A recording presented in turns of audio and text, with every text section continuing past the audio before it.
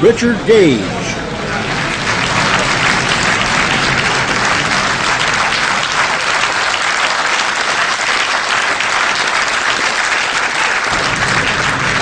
Good morning. Good morning, and thank you for coming.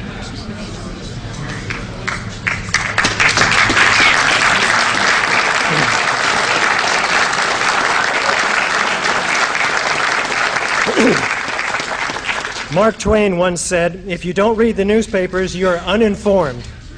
If you do read them, you're misinformed." My hope for today is that the assembled press here will do their best to rectify that statement. My name is Richard Gage, AIA, a member of the American Institute of Architects. I'm a licensed architect for 22 years. I'm the founder of the non-profit organization Architects and Engineers for 9/11 Truth, which came into being almost 4 years ago when I was first confronted by the piercing of the myth surrounding 9/11. Just as science finally ended a century of myth about what killed King Tut, AE 9/11 Truth is using science to end the myth of the government's official conspiracy theory about the cause of the nearly 3,000 deaths of innocent Americans on 9/11. The head of Egypt's Supreme Council of Antiquities, Zahi Hawass, told USA Today, "It's fascinating for us to try to use science to trace truth. Likewise, the architects and engineers for 9/11 Truth are using science to trace truth in an historic detective story that is rivaling the search for the reality about King Tut."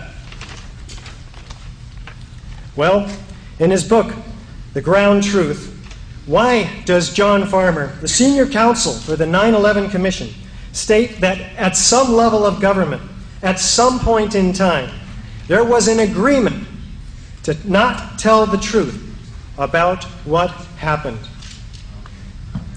Well, that lack of truth is backed up by our architects and engineers with quote after quote on our website, such as from petition signer Alfred Lopez, who states, "I'm a structural engineer with 48 years of experience in all types of buildings.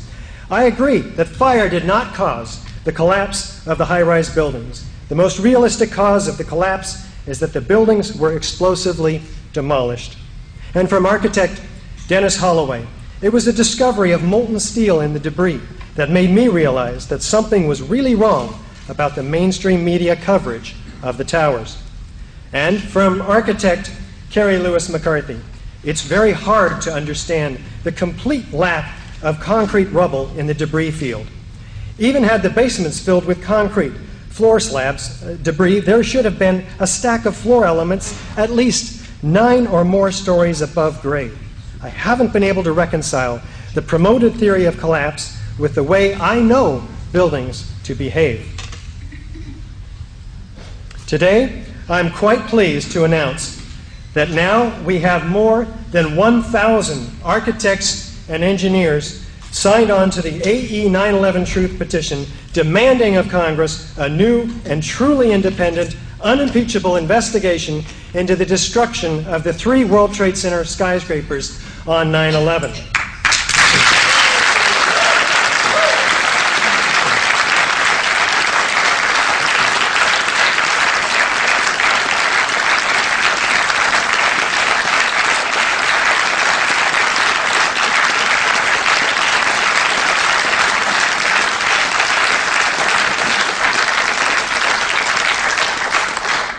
"80% of our 1,037 architects and engineers are from the U.S., and the other 20% represent 44 other countries. We hope that this number of professionals will resonate in the face of what has been a substantial quantity of ad hominem attacks such as wacky conspiracy theorists, particularly in the earlier years of 9/11, the 9/11 Truth movement. But even yesterday, Glenn Beck called us nasty, dangerous, monstrous.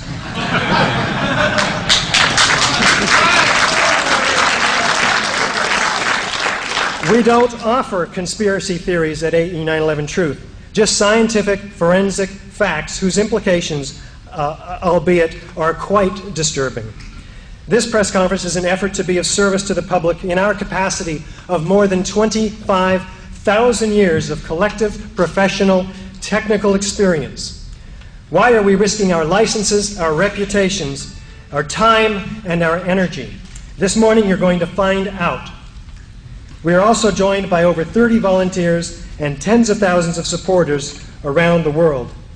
Today our supporters are holding this press conference in 31 cities, 19 states,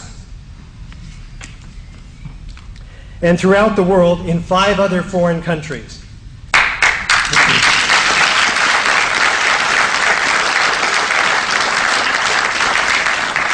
In the U.S., we're talking about Los Angeles, San Luis Obispo, San Diego, Santa Cruz, Sacramento, Woodland Hills, Portland, Seattle, Tucson, Las Vegas, Austin, Dallas, Denver, Chicago, Willowbrook, St. Louis, Muskogee, Bozeman, Milwaukee, Madison, Hartford, Gainesville, Tampa, Boston, Newton, Concord, Dover, Hackensack, Flemington, and Newark, New York, Washington, D.C., Alexandria, Virginia, and overseas, Wellington, New Zealand, where the architects and engineers for 9/11 Truth held their press conference already.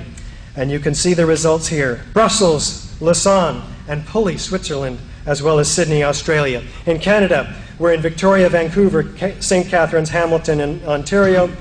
And we probably have more that I haven't even heard about. 14,000 supporters make a big difference in any kind of a movement where they are as dedicated as these. Our organization, Architects and Engineers for 9/11 Truth, attends architectural conventions, most recently in San Francisco, Washington, D.C.,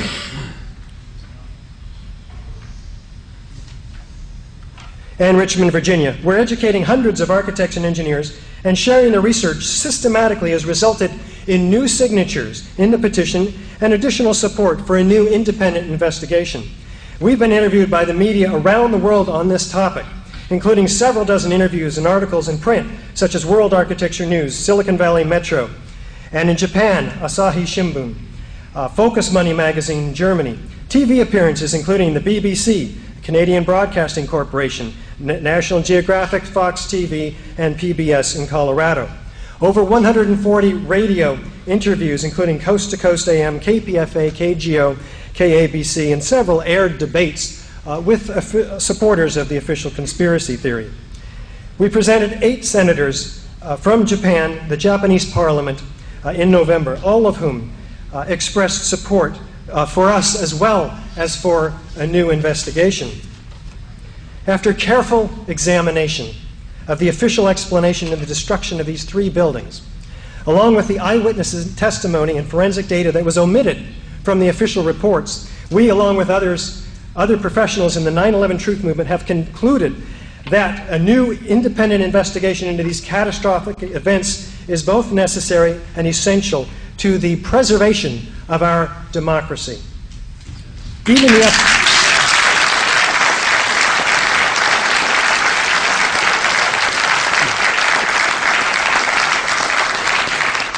Even the FBI has weighed in, citing that our work is, quote, backed by thorough research and analysis, writes Michael J. Heimbach, Assistant Director of Counterterrorism Division.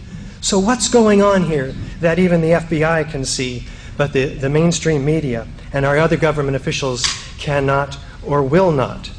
We will present a very brief outline of the explosive evidence compiled, after which you'll have the opportunity to have your questions answered. Following this, there will be an opportunity to interview our speakers. Please see Abby. Abby, are you here? Would you raise your hand high? Abby? Abby, come and raise your hand high. And she's out front. Bring her up, please. I want everybody to see her. More detailed information, of course, can be found in our DVD, 9/11 Blueprint for Truth, The Architecture of Destruction, available on our website, AE911 Truth, and provided to you in your press kits.